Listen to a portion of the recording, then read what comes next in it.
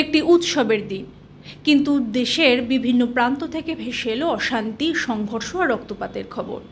হ্যাঁ, সম্প্রতি পালিত হওয়া বকরি ঈদের দিনে ভারতের একাধিক রাজ্যে এমন কিছু ঘটনা ঘটেছে যা পুরো দেশকে স্তম্ভিত করে দিয়েছে।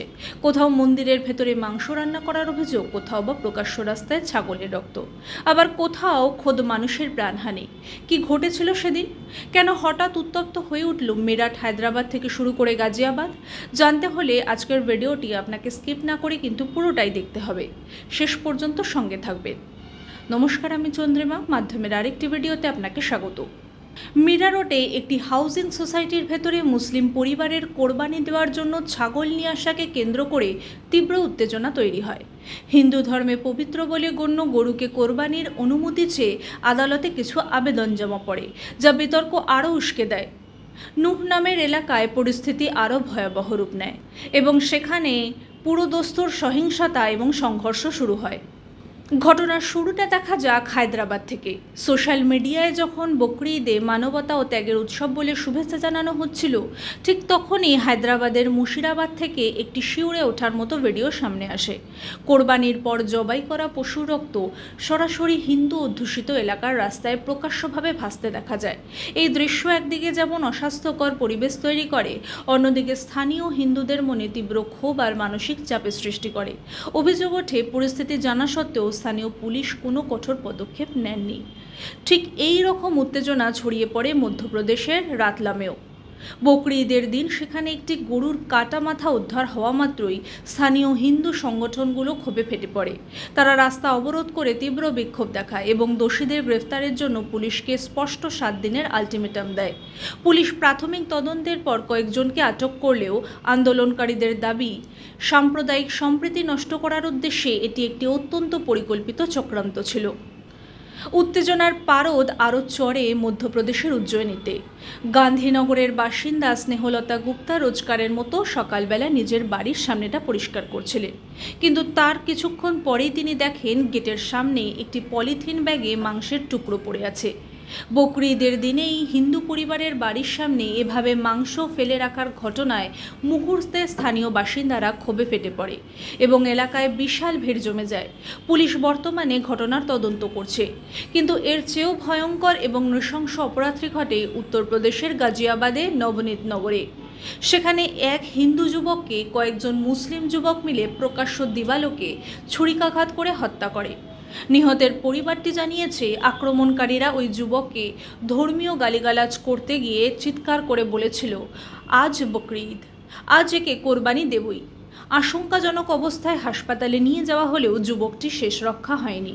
এই নৃশংস ঘটনার পর হিন্দু সংগঠনগুলো থানায় গিয়ে তীব্র ক্ষোভ দেখালে পুলিশ মূল অভিযুক্তদের গ্রেফতার করতে বাধ্য হয়। এবার আসা যাক মহারাষ্ট্রের কল্যাণে। সেখানে বকরি ঈদের নামাজের অজুহাত দেখিয়ে ঐতিহাসিক দুর্গাদি দুর্গ এবং দুর্গামাতা মন্দিরটি ভক্তদের জন্য সম্পূর্ণ বন্ধ করে দেওয়া হয়। এই ঘটনায় তীব্র ক্ষোভ উগরে দেয় স্থানীয় হিন্দু সংগঠনগুলো। তাদের সাফ কথা, মুসলিমদের সুবিধা করে দিতে হিন্দুদের ধর্মীয় বিশ্বাসকে এভাবে চেপে রাখা কোনোভাবেই সহ্য করা যাবে না। আন্দোলনকারীরা জানায়, 1986 সালের ঐতিহাসিক ঘণ্টানাদ আন্দোলনের সময় থেকে চলে আসা দীর্ঘ 40 বছরের পুরনো ঘণ্টার ধ্বনি এবং দর্শকের অধিকার কেড়ে নেওয়া হয়েছে। পরিস্থিতি এতটাই হাতের বাইরে চলে যাচ্ছিল যে আইন শৃঙ্খলা বজায় রাখতে সেখানে বিশাল পুলিশ বাহিনী মোতায়েন করা হয়েছে। একদিকে যখন হিন্দুদের সাথে এই সংঘাত চলছে, অন্যদিকে উত্তরপ্রদেশের ভাদোহিতে ঘটে গেল এক অদ্ভুত ঘটনা। সেখানে ইন্তেখাব আলম নামে এক মুসলিম যুবককে তার নিজের সম্প্রদায়েরই 25 থেকে 30 জনের একটি দল লাঠি আর লোহার রড দিয়ে নৃশংসভাবে মারধর করে। তার অপরাধ কী ছিল জানেন? সে শুধু ইসলামিক শরিয়া আইন নিয়ে কিছু প্রশ্ন তুলেছিল।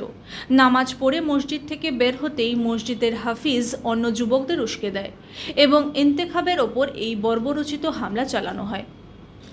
অশান্তির এই ছায়া থেকে বাদ যায়নি উত্তরপ্রদেশের হরদই জেলাও। বকরি ঈদের দিন সঞ্জয় রাঠোর নামের এক হিন্দু ব্যক্তি যখন নিজের জমিতে শান্তিতে কাজ করছিলেন, ঠিক তখনই গ্রামের প্রধান শরীফ সিদ্দিকী এবং তার 3 ভাই জাভেদ, জুনায়েদ আর ছোট ধারালো অস্ত্র দিয়ে তার উপর ঝাঁপিয়ে পড়ে। রক্তাক্ত গুরুতর জখম অবস্থায় সঞ্জয়কে মাঠে ফেলে রেখে তারা পালিয়ে যায়। হরদই পুলিশ ঘটনার সত্যতা স্বীকার করে জানিয়েছে যে হরিয়াবান থানায় একটি এফআইআর দায়ের করা হয়েছে এবং আইনি ব্যবস্থাও নেওয়া হচ্ছে। অন্যদিকে হরিয়ানার নুহ জেলায় বকরি ঈদের নামাজের পরে দুটি আলাদা গ্রামে পুরনো শত্রুতার জেরে ভয়ানক হিংসা ছড়িয়ে পড়ে।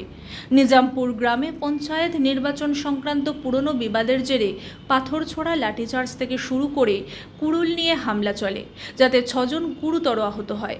ঠিক একইভাবে সিঙ্গার গ্রামেও আরেকটি পুরনো বিরোধের জেরে দুই পক্ষ সংঘর্ষে জড়িয়ে পড়ে এবং সেখানেও 6 জন আহত হন।